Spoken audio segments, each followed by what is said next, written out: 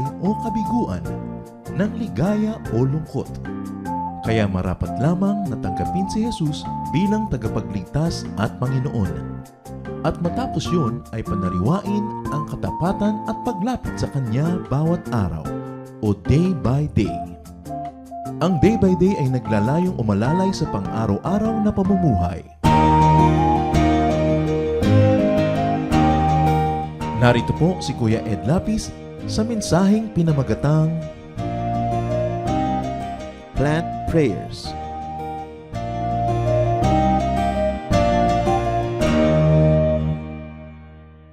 After hunting, planting is one of the oldest ways of civilized man.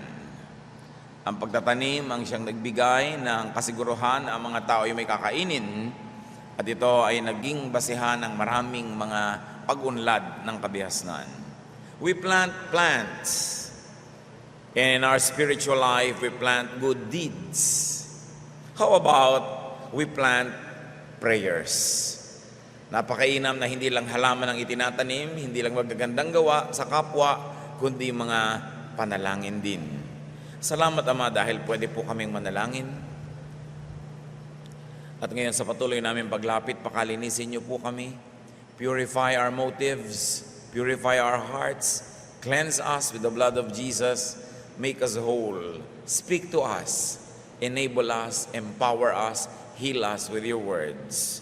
In the name of Jesus, your Son, our teacher, our healer, we pray. Amen. Galatians 6:7. You cannot fool God, so don't make a fool of yourself. You will harvest what you plant. Isa pong katotohanan na napaka-fundamental and basic to life is that you harvest what you plant. Kung anong itinatanim, siyang inaani. Unang-unang napakahalaga nating dapat itanim talaga sa ating spiritual life. We should plant prayers. Ephesians 6:18, never stop praying, especially for others. Always pray by the power of the Spirit. Stay alert and keep praying for God's people. So why do it the hard way when you can pray? Why worry when you can pray? Why talk with people only and have a very difficult time convincing them when you can also talk with God through prayer, and you talk with God about these people that you want to talk with directly? So sa halip na kumakausap lang tayo ng kapwa-tao na mahirap kumbinsihin, mahirap pagpaliwanagan, unahin nating makipag-usap sa Diyos tungkol sa mga taong ito at dagdagan pa natin ng pakikipag-usap mismo sa kanila para kumpleto ang ating mga ginagawa. Kung may gusto kang sabihin sa iyong asawa na mahirap sabihin, sabihin mo muna sa Diyos. Ipahanda mo sa Diyos ang kanyang isip, ang kanyang kalooban. Humingi ka sa Diyos ang kakayahang makapagsalita at makagamit ang mga salitang makapangyarihan at magbubunga ng mabuti. At saka ka magsalita sa iyong asawa. Meron kang gustong kausaping tao, ayusing problema, ipaliwanag na kalagayan mo. Talk with God first. Do it the spiritual way. Why move in the physical world only when you can also move in the spiritual world? Bakit gagalingan mo lang ang pagnenegosyo ng mga technical skills, bagamat mabuti, samantalang pwede mong dagdagan na ipanalangin ang iyong negosyo, ipanalangin na rumunong ka, ipanalangin na bigyan ka ng mga tamang partner, ng mga tamang kliyente, tamang lugar, tamang panahon, para lalong maging madali at maging mabunga ang ating mga ginagawa. Why lift the mountain yourself when through prayer and faith you can ask the mountain to lift itself? Isa ito sa mga kapangyarihang ibinigay ng Diyos sa tao na underused. Sobrang hindi nagagamit. Panalangin. Kaya ang mga tao hirap na hirap, laging nakikipagtunggali, nag-aalala, laging napapagod, natatakot, samantalang lahat ng ito'y maaaring daanin sa dasal. Pero hindi lang dasal, natural. Gagawin mo ang practical, gagawin mo ang dapat, pero hindi naman yung kabilang extreme na yung practical at dapat na lang ang ginagawa sa material and physical world, tas walang kapartner sa spiritual world. Lahat ng bagay ay may dalawang dimension at least. The physical dimension and the spiritual one. So kung meron tayong dapat gawin sa physical world, dapat may katumbas sa spiritual world. Meron kang gustong accomplish, may kakambal dapat na pananalig. At kinambalan mo ng pananampalataya, napakalaki ng binubuksan mong pinto para pasukan ng pagpapala ng Diyos. Napakaraming tao, inuubos ang panahon sa pag-iisip. Makikita mo, nakatulala. Makikita mo, malungkot ang muka. Sabi mo, ano pong iniisip nyo? Iniisip ko yung problema ko, iniisip ko yung anak ko, iniisip ko ang pagtanda ko, iniisip ko ang sakit ko, iniisip ko ang aking pananalapi, iniisip ko ito't yon. Pero itatanong mo, ba't di nala kayo manalangin? Total, inugugulan nyo rin lang ng oras.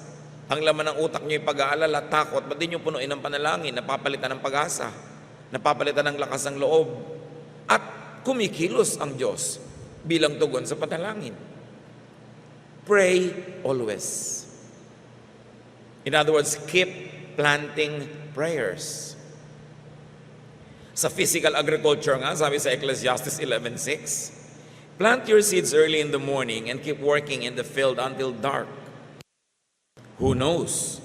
You might pay off. Your work might pay off and your seeds might produce. So hindi naman daw talaga lahat ng tanim nagbubunga. Meron ding mga hindi tumutubo. Pero pag dinamihan mo tanim mo, dumadami ang posibilidad na may tutubong marami. So you do that when you plant plants, and when you do that, also you plant prayers. E di damihan mo. Pray for people and harvest the behavior that you probably desire they would do for their own sake, and you harvest well-being for them. Pray for your needs and other people's needs and harvest provisions. Pray for problems and harvest solutions. Ang talaga mga solusyon sa problema, mga kapatid, ideya. More than things, more than just money.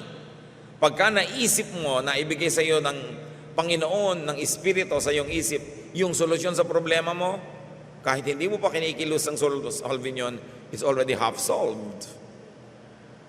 Pray for your projects and harvest success. Pray for your plans, even for your wishes, and harvest realization. Being still, praying, could be your most active, creative, and energetic work. Akala ng marami, pag nananahimik ka lang at nagdadasal, walang nangyayari at wala kang ginagawa. Samantalang yung pananahimik at pagdarasal, yan ang posibleng pinaka-active, pinaka-creative at energetic mong magawa. Because when you align yourself with the spiritual energies of God through prayer, so many things happen. Matthew 7:7, ask and you will receive. Search and you will find. Knock and the door will be opened to you. So pray, look, and knock for what you want. Don't just wish. Don't just desire. Pray, look for it, and knock. So nakita nyo, yung prayer may kasamang actual activity. Look, knock. Meron ka dapat kilos na ginagawa. And remember to always ask for what is best. And brothers and sisters, what is best is probably not what you want now. Hindi lahat ng gusto natin ngayon, yun yung best. Imagine you receiving all that you ask for. Yun kaya talaga ang best. Gaano karaming beses na napatunayan sa atin ng pagdaan ng panahon na yung dati nating gusto, hindi naman pala natin matagal na magugustuhan. Gaano karaming beses ang napatunayan ng panahon na yung dating pinakamahalaga sa atin ay hindi naman pala magmamatagal na mahalaga.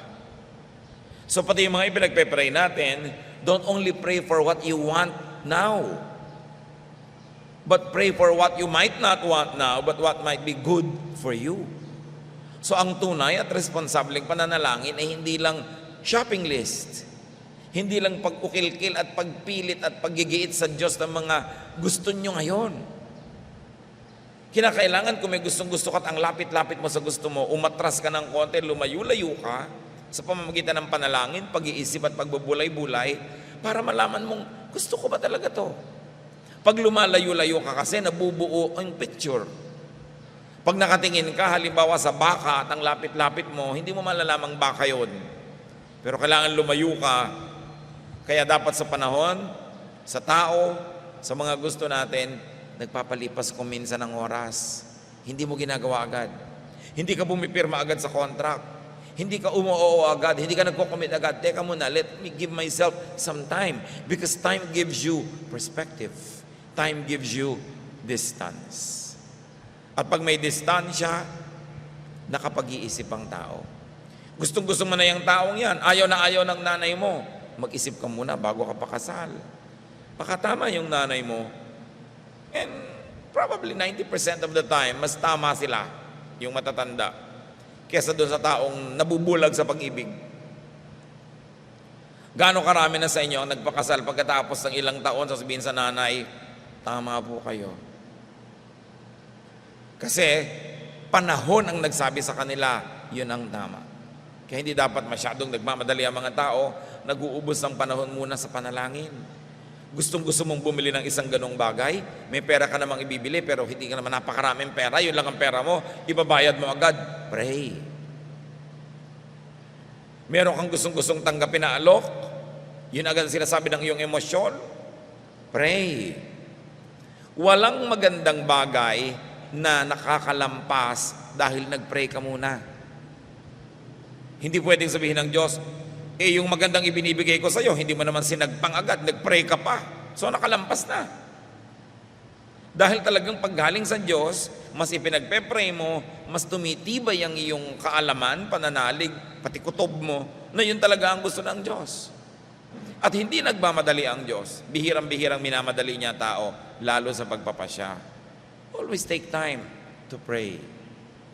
Bago nyo lagdaan ang isang dokumento, bago nyo kayo magdeposito sa isang bagay, bago kayo mag-commit, pray. Kung talagang maganda yan at galing yan sa langit, hindi babawiin ng Diyos dahil nag-pray ka at nainip siya. Matutuwa nga siya at nag-iingat ka sa iyong mga pasya. At ang lahat ay nasa kamay ng Diyos. Liba na lang agawin mo sa Kanya at ikaw magpasya para sa sarili mo. Matthew 21:22. If you have faith when you pray, you will be given whatever you ask for. So dapat yung hinihingi natin, halimbawa, ikaw Miss A, gustong-gusto mo si Mr. B. Hindi lang ang prayer mo, Lord, ibigay niyo po sa akin si Mr. B. Ang prayer mo dapat, Lord, ibigay mo po sa akin yung best for me. At kung si B na ito, kayo po ang gumawa ng paraan na magkagustuhan kami. Hindi lagi, Lord, basta B. Hindi lang yung gusto mo. Kasi baka hindi ng best. Lord, gustong-gusto na po namin mag-asawa na bilhin tong bahay na to. Ibigay niyo po sa amin to. Why don't you pray, Lord, give us the discernment to know what's best for us and what to do with our little money. We like this house. We like to ask you to give it to us, but exposed to our emotions if this is not what you want. Responsible and intelligent prayer. Because when you ask, you receive. Kung hingi ka ng hingi, kung ibigay nga sa iyo. Dahil ang kulit-kulit mo. Habang itinuturo sa atin na maging steadfast at patuloy sa pananalangin, pero dapat kinukortehan natin yun ng in accordance with God's will. Kuminsan kasi ang pinakamalaking parusa sa tao, yung ibigay nga sa kanya ng langit, yung hinihingi niya. Kasi pinagpipilitan niya, yung pala hindi yun ang best. Have faith. But imagine what your life would become if you got all you ask for. Is that really what you want? And better still, is that really what is good for you? So as you pray, harvest answers. Umani na mga sagot. Kung nagtatanim ka ng boto, tumutubo, may bunga. Pag nagtanim ka ng panalangin, may bunga rin yon. Psalm 66, 17-20. I prayed to the Lord and I praised Him. If my thoughts had been sinful, he would have refused to hear me. But God did listen and answered my prayer. Let's praise God. He listened when I prayed, and He is always kind. Very important ideas dito sa Psalm 66, 17 to 20. One is that God always hears prayers. Although He does not always grant what is asked of Him. Bakit hindi laging ibinibigay ng Diyos ang hinihingi natin? Nandun na rin sa verse 20 ang sagot, because God is always kind. At kung minsan, ang kabaitan ng Diyos ay naipakikita niya hindi sa pagbibigay ng hinihingi natin, kundi sa pagtanggi. Kasi ang hinihingi pala natin ay lason, makasasama, at sa limitado lang natin pag-iisip natin, inaakala na yun ang mabuti. Because God always hears, and God is always kind, so if He hears prayer that is not good for you, He will not be inclined to give that to you, and that is His kindness. That's why you should learn to thank God for His no answers. Hindi yung pagka no ang sagot, magtatampo, magagalit, hindi na mag-Bible study, hindi na mag-attend sa choir, hindi na maglilingkod kasi no ang sagot. Dapat nating tanggapin na ang karunungan ng Diyos ay higit sa mga pangangailangan o kagustuhan natin. Matthew 7, verse 8.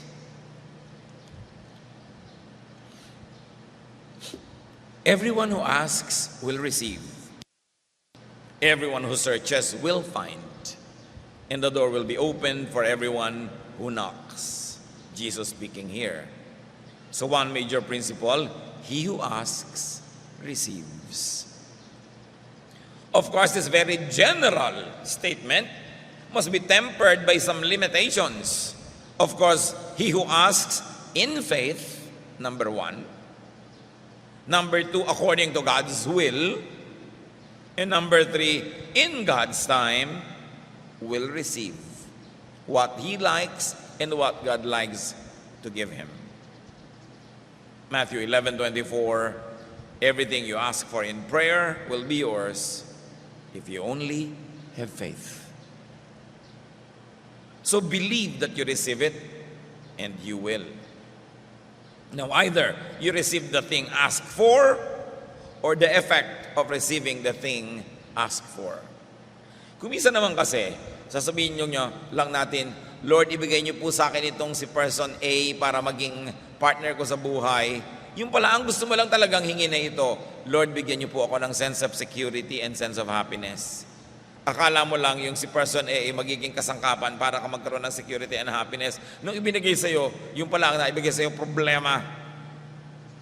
So ask for the greater and the bigger thing, and recognize if the specifics you're asking for is only a tool, and probably there's a better tool towards what you really want, which is happiness, security, wellness, healing.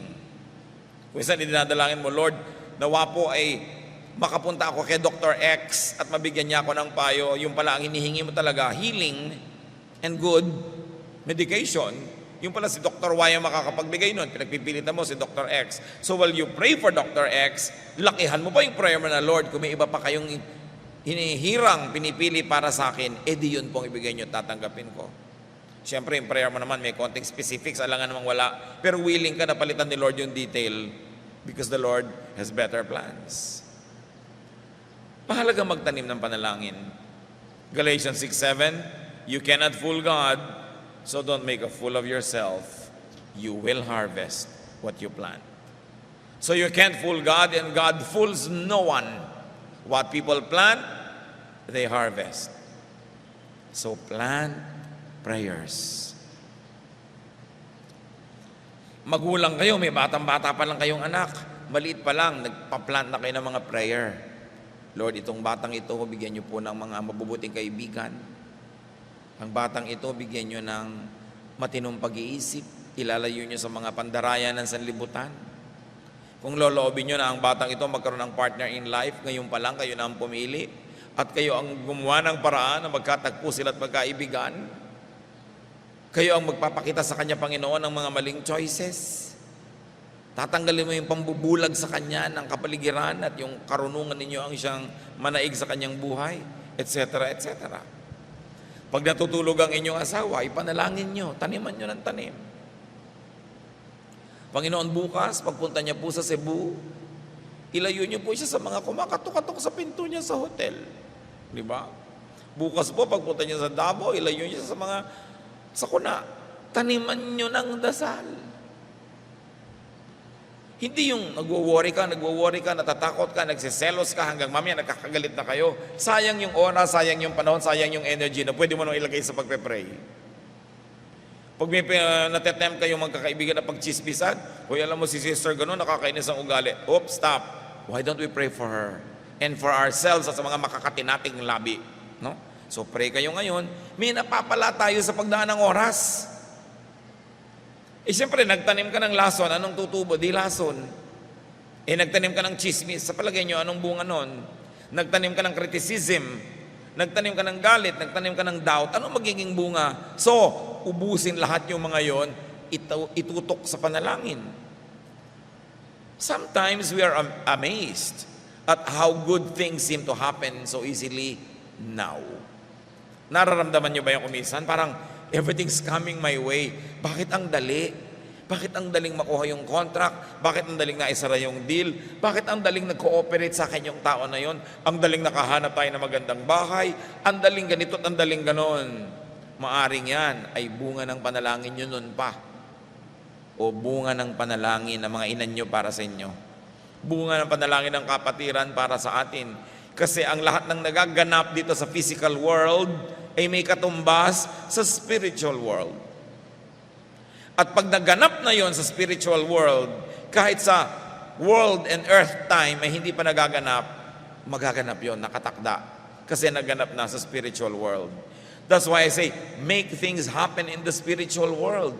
Plant there through prayer. Make it happen through faith. And when it's already approved by heaven, na-approve na yan ng langit, hindi na pwedeng hindi maganap sa lupa. Thy will be done on earth as it is in heaven. Yan ang sabi ng prayer. Kaya kung naganap na, napagkasunduan niya na ng Diyos na ipanalangin mo, inaproban niya, tinanggap na niya yung panalangin mo, kahit hindi pa sa real time on earth nagaganap, it's only a matter of time, magaganap yun. Pero kahit anong gawin mong pamimilit dito sa lupa, kahit anong paglalakad ng paluhod ang gawin mo, kahit anong pagsasakripisyo at pagsusuhol sa Diyos ang gawin mo, pag hindi na-approve sa langit, mapapagod ka lang. So bakit hindi mo dalhin ang kaso mo sa langit? Yun ang Supreme Court na walang corruption. Talagang kung mga judges lang sa mga baba dyan, kung ano binibigay sa iyong masasamang mga pag-judge, pag dinala mo sa Supreme Court of Heaven, doon ka makakakuha ng tunay na will of God. So why not bring your case there? Pumupunta tayo kumisan sa Court of Appeals. Sometimes it works, sometimes it doesn't. But when you go to the Court of Appeals presided over by God, you know that His justice, His will prevail. At paano mo nadadala ang kaso doon? Prayer. Huwag na huwag kayong magsasawang mag-pray. Meron pa nga magsasabi sa akin, para pong gusto ko na i-give up ipag-pray ang asawa ko, 15 taon ko na pong idinadalangin na tumigil pa babae. Sa palagay mo, hindi dinidinig ng Diyos ang panalangin mo? Sa palagay mo, ayaw niya nung panalangin mo? Sa palagay mo, hindi kanya didinggin? Yung pala, ibibigay na yun at mangyayari na tumigil ka pa. Eto na, dumarating na yung delivery, pinagsarahan mo ng pinto, ayoko na, tapos na ako mag-pray. Never give up doing good. Never give up praying. Lalo't ang tagal na nang na-invest nyo. Parang ano ba naman po itong puno na to ng lansones? 5 taon ko nang inaalagaan at dinidilig, ayaw namang mamunga, maputol lang nga. 7 taon mamumunga yan. Malapit ka na. Bakit ka give up? At kung sakasakali mang nakamatayan mo nang hindi namunga, yung mga anak mo aani pa rin nun. Dahil ang itinatanim, inaani. Which brings me to one point, brothers and sisters. Magtanim na kayo ng mabuti habang bata kayo para sumama kayo sa aani. Yung mga gusto mag-aral na mabuti, lalo't kaya nyo, meron naman kayo itutustos, gusto nyo mag-masteral studies, mag-doctoral studies, gawin nyo na. Hindi yung 85 na kayo nung naging doktor, nung 86 namatay na kayo, 1 year nyo lang na-enjoy yung doktor na tawag. Kung 30 pa lang, tinapos mo na, di biruin mo, ang tagal-tagal mong na-enjoy yung title. Kung gumawa kayo ng mabuti, nanalangin ng mabuti, di darating yung bunga, ang tagal-tagal mong pinakikinabangan. Kaya mga kapatid, halimbawa, magbabago rin lang loob mo, tatanggarin mo lang ang sungit mo, Miss M, gawin mo na maaga, hindi pagka 70 ka na, tsaka ka palang babait. Ang mga matanda naman, marami pag tumanda, bumabait na rin kahit na sungit nung araw. Kasi nakakapag-isip-isip, nakikita na niya yung halaga. So agahan na lang. Aalagaan nyo ang isang tao, di alagaan nyo habang bata para ang nakatanim sa kanyang isip yung kabutihan nyo, hindi yung pinagbaluwitan nyo nung bata. At nung matanda na, tsaka nyo ngayon gagawa ng mabuti, sasabihin niya, may trabaho na kasi ako, kumikita na ako, kaya mabuti sa akin yan. Too late. Plant seeds early. Kahit yung mga magsasaka, kailangan pag nagtataniman na ng palay, magtanim ka na agad. Pag nahuli ka, hindi halata agad nahuli ka. Let's say nahuli kang 2 weeks, nahuli ka ng 1 month, hindi masyadong halata. Pero pag nag-anihan na ng palay, di-ani na sila, ikaw next month pa. Alam niyo mangyayari? Nakalbo na lahat ang bukid sa paligid nyo, naani ng lahat, kayo lang ang hindi pa, kayo ang sasalakayin ng lahat ng daga. Kasi wala nang natirang iba. Doon yung malalamang, ay, huli pala ako. Kaya dapat kasabay ka ng panahon. Everything must be done in season. O mag-aaral ka rin lang, tatapusin mo na lang yung college mo. Lalo't kaya naman ang pananalapi mo, may pagkakataon ka, tapusin mo na agad. Kasi kung babalik-balikan mo rin lang yung pagtanda mo na, marami ka na rin na-miss na opportunities. Although, mabuting balikan yan kung talaga namang kung araw, hindi ka nagka-chance. Because it was difficult for you and there was financial difficulty. Pero ang lesson, mga kapatid, gawin agad ang tama habang maaga. At isa yan ang manalangin. Bago kayo mag-away ng asawa mo, nag-honeymoon pa lang kayo at magkasundo, manalangin ka na ng manalangin. Hindi pag nandyan na yung problema. Bagamat pag nandyan na yung problema, effective pa rin ang prayer. Pero iba yung nauna ka. So, plant prayers all the time. Ituring nyo ang lahat ng bahagi ng inyong buhay na bukid, tinataniman ng dalangin. Malamang bunga ng mga dalangin ang mga ginhawa nyo ngayon. Ngayon, ang dali-daling mag-Bible study. Nung araw, alam nyo, nung nagsisimula ako mag-Bible study, 1973, ang hirap mag-share. Ang mga tao, pag para mo papagbuklat ng Bible, akala mo, napakalaking kasamaan yung ipapagawa mo sa kanila.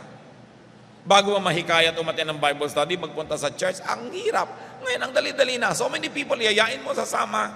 Bunga yan ang panalangin ng mga napakaraming mga mananampalataya noong araw. Na nakamatayan nila yung kada dasal, hindi pa nila nakita yung boom ng spiritual harvest. Bunga yan. Kaya, lagi tayong manalangin. Magtanim tayo ngayon, bukas may ani tayo. Plant prayers for your loved ones, for people, for your plans and wishes. Plant prayers for your church, for your country. Tuwing kayong natutuksong pintasan ng Pilipinas, ipag-pray nyo at sabihin nyo, it's more fun in the Philippines. Diba? Tuwing natutukso kayong pintasan yung church nyo, magreklamo kayo, pray for specific people that offend you. Pray for your church. Pray for the children. Unahan natin si Satanas bago niya pasukin yung utak ng mga batang ito, taniman na natin agad ng salita ng Diyos, taniman na natin agad ng prayer. Una-unahan lang yan Ang nauna, talagang napakadala siya ang panalo. Kaya nakakita na ba kayo halimbawa ng Pilipino na nirahan sa ibang bansa na napalitan ang taste for food? No. Kaya marami nga mga Ilocano, kahit bawal magdala ng mga buto sa Canada, nagdadala ng mga buto ng alukbati. Kasi, hindi mo napapalitan yung pagkagusto niya doon. Siyempre, gusto niya ng dining-ding. Gusto niya ng mga kung ano ng mga pagkain, mga inabraw. So, kahit ano pang gawin mo sa kanya, nauna na yung taste for food. Kung nauna yung taste for God. Kung nauna yung Biblia, kung nauna yung panalangin and a prayerful life, napakalaki ng angat, napakalaki ng advantage. Kaya huwag nating mamalitin ang prayer. Sa pelikulang Sound of Music, one of the biggest blockbusters of all time, Nung lahat ng magagandang gusto ni Maria na mangyari sa buhay niya ay nagaganap, nag-isip siya kung bakit. At napag-isip siya at kinanta pa niya, sabi niya, somewhere in my youth or childhood, I must have done something good. Lalong-lalo na kung I must have prayed for this or my parents must have prayed for this. So pray. Ibalik natin yung halaga ng prayer sa buhay natin. Kung hindi pa natin yan nagagawa, simulan natin.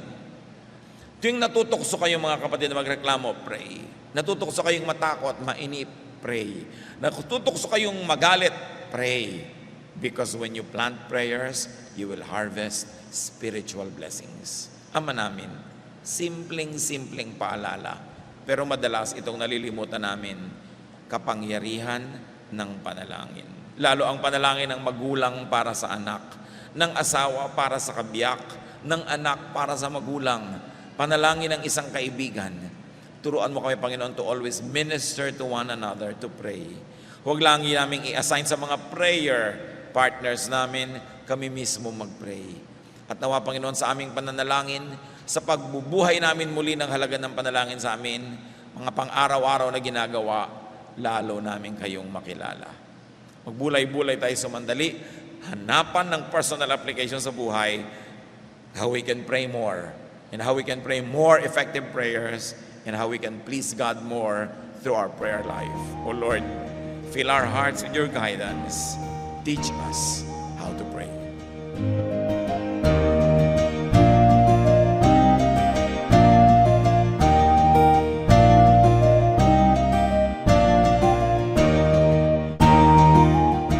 Ang katatapos pong mensahe ni Kuya Ed Lapis ay pinamagatang Plant Prayers.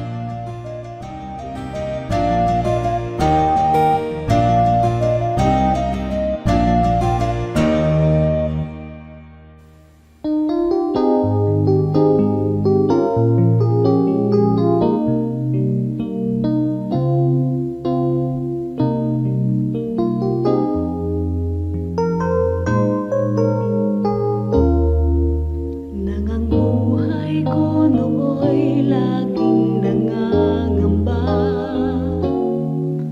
Ang pagluhay di ko kaya at walang patutuhan. O Jesus, nang ikaw nga ang makilala ko, ang lahat iyong pinanatag, ang lahat inayos mo. Kapayapaan na nagmumula sa'yo, naranasan ko dito sa buhay ko. Kapayapaan noon pa may hinihintay,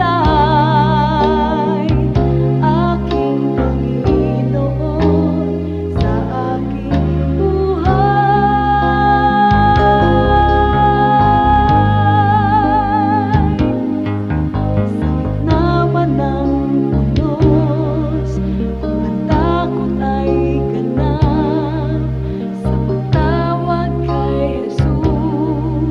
Papayapa ang lahat. Kapayapaan na nagmumula sa'yo, naranasan ko dito sa buhay ko. Kapayapaan na aking hinihintay, aking Panginoon sa aking buhay,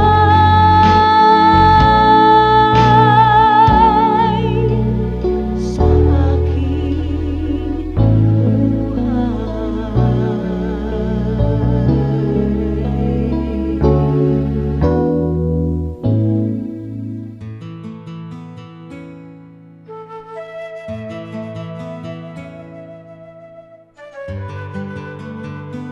Bakit ang Pilipino kaladkarin yung sumasama kahit saan?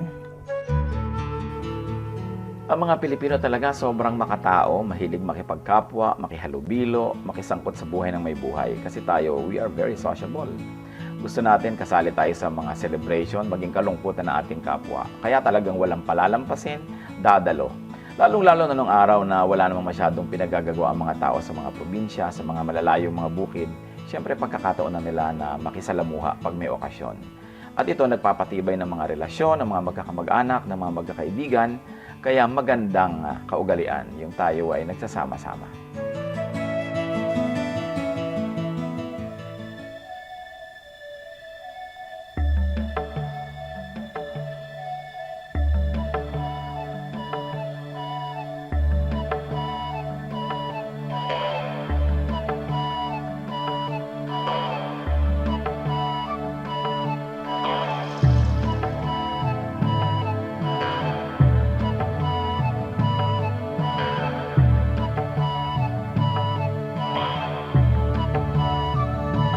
Sa pagsikat ng araw hanggang sa paglubog nito, ngalan ni Jesus papupurihan. Sa pagsikat ng araw hanggang sa paglubog nito,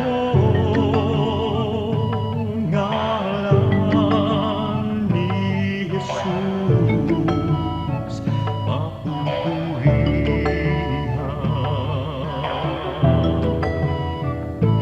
Sambahin ka, O Diyos. Daikon ka, Jesus. Daydayawan ka, O Apo Diyos, sa lahat ng panahon. Sambahin ka, O Diyos. Kalukuran ka, Jesus. Sa lahat ng dako, papupurihan ka.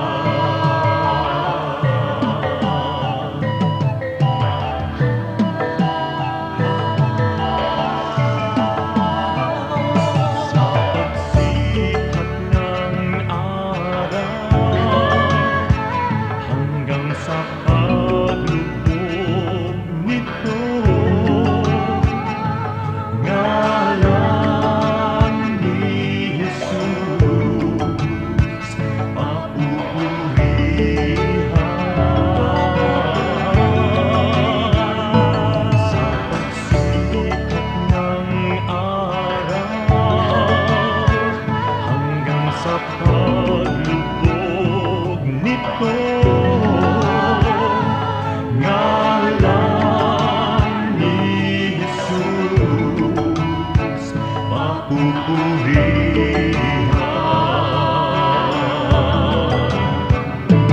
Sambahin ka, O Diyos. Daikon ka, Jesus. Daydayawan ka, O Apo Diyos, sa lahat ng panahon. Sambahin ka, O Diyos. Kalukuran ka, Jesus, sa lahat ng dako, papupurihan ka.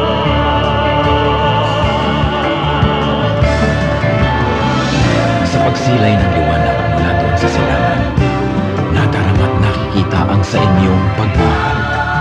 Lumalandas, umahawan, tumatanglaw sa aking daan, nangunguna, gumagabay sa aking bala ng hakbang.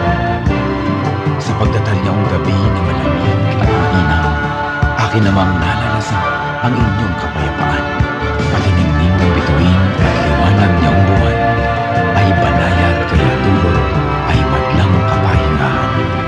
Sa gabi man o sa araw, sa dilim man o liwanag, kayo ay aking kapiling sa lahat ng kalagayan.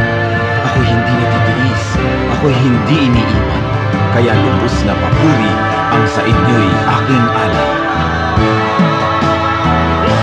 Sambahin ka,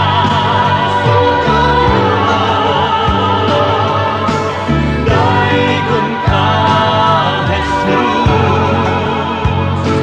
Daydayawan ka, o Apo Diyos, sa lahat ng panahon. Sambahin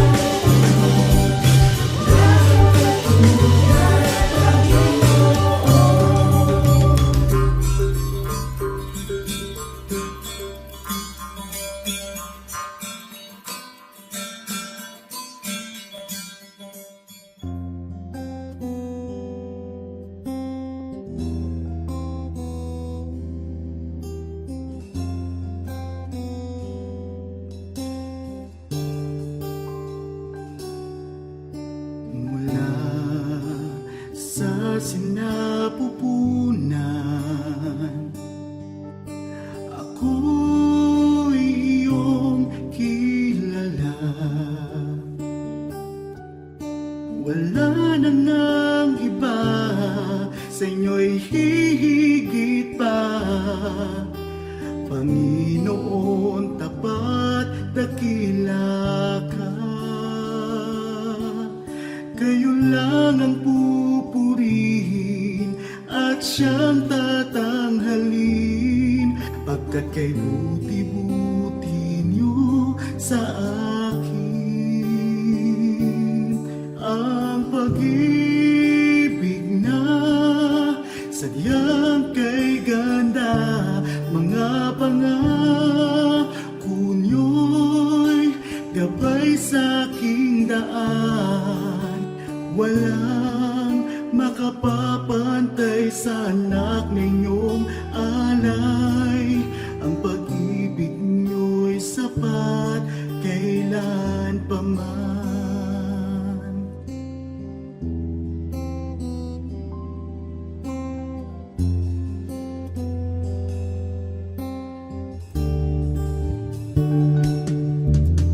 Tinawag niyo akong kaibigan,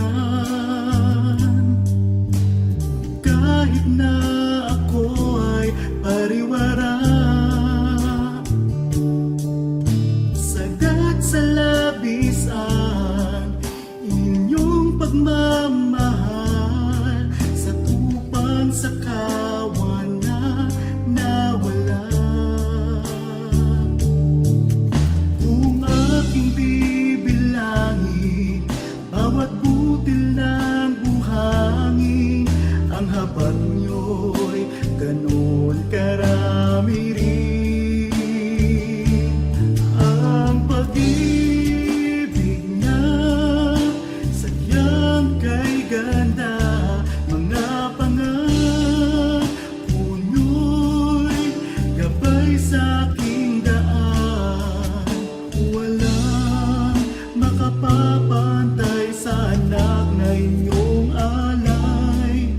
Ang pag-ibig niyo'y sapat kailan pa man. Paano ba masusukat taas, lalim, layo't lawak ng pag-ibig niyong sadyang walang hanggan, walang hanggan. Ang pag-ibig na sadyang kay ganda, mga pangako niyo'y gabay sa aking daan. Walang makapapantay sa anak na inyong alay. Ang pag-ibig niyo'y sapat kailan pa man.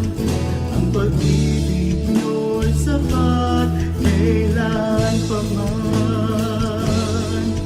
Ang pag-ibig niyo'y sapat kailanman.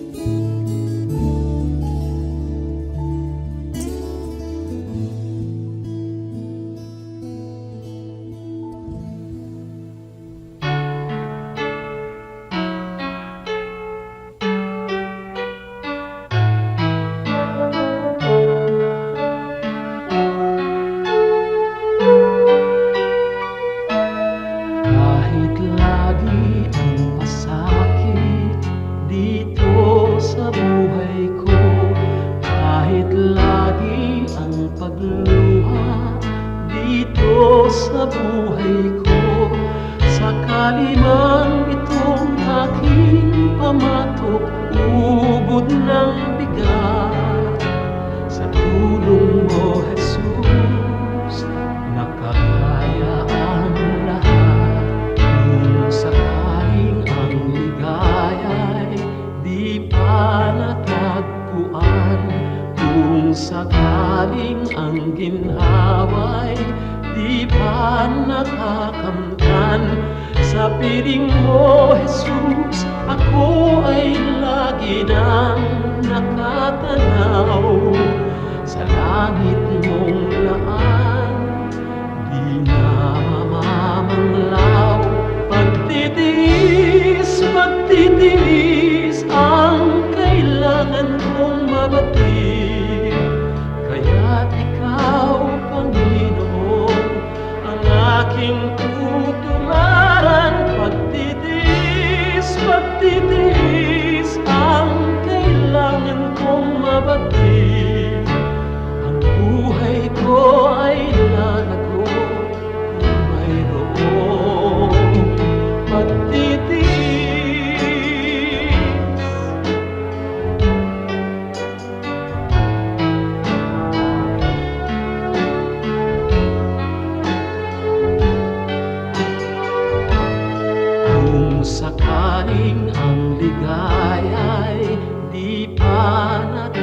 matatagpuan kung sakaling ang ginhawa'y di pa nakakamtan. Sa piling mo, Jesus, ako ay lagi nang nakatanaw sa langit mong laan. Di ka mamamanglaw, pagtitiis, pagtitiis ang kailangan kong mabatid. Kaya't ikaw, Panginoon, ang aking tutularan. Pagtitiis, pagtitiis ang kailangan kong mabatid. Espiritu ay lalago kung mayroong pagtitiis.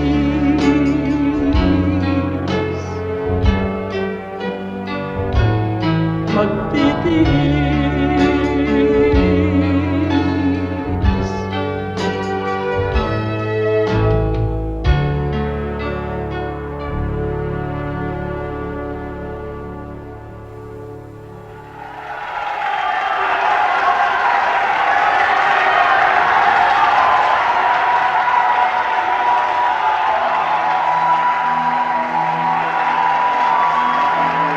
Hallelujah! Ating paghihay ang kadakilaan ng Panginoon. Purihin ka, O Yahweh. Sambahin ang inyong ngalan. Sa lahat ng tao ng daigdig, ang iyong pangalan. Mabuhay ang Diyos! Hallelujah!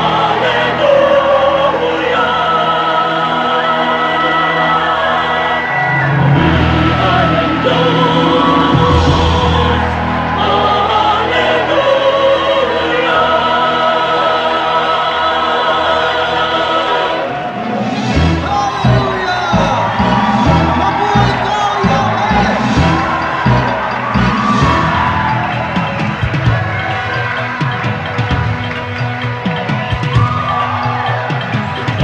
Kalima kami sa banal niyong iwan.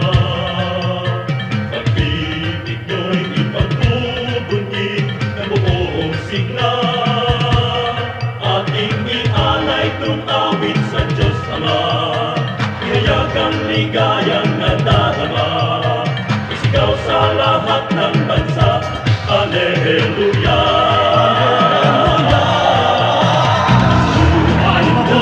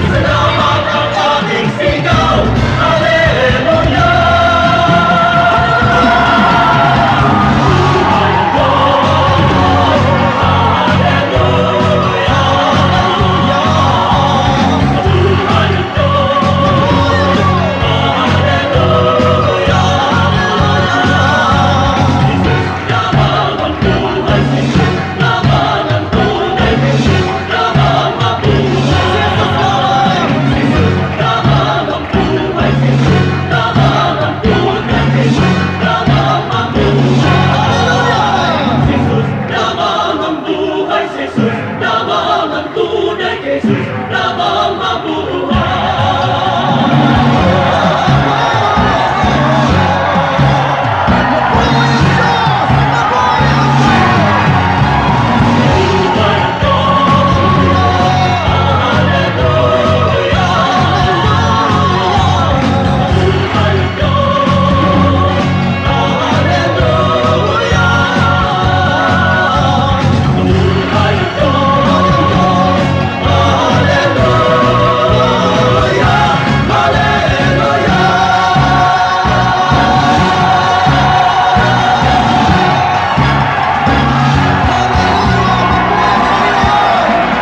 Diyos ng Pilipinas!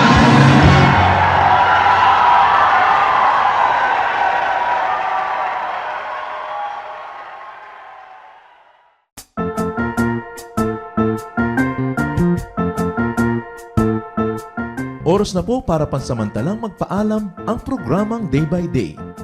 Tayo po'y magsama-sama tuwing ika-6 hanggang ika-7 ng umaga, araw-araw. Magandang umaga po at mabuhay ang Panginoong Hesus!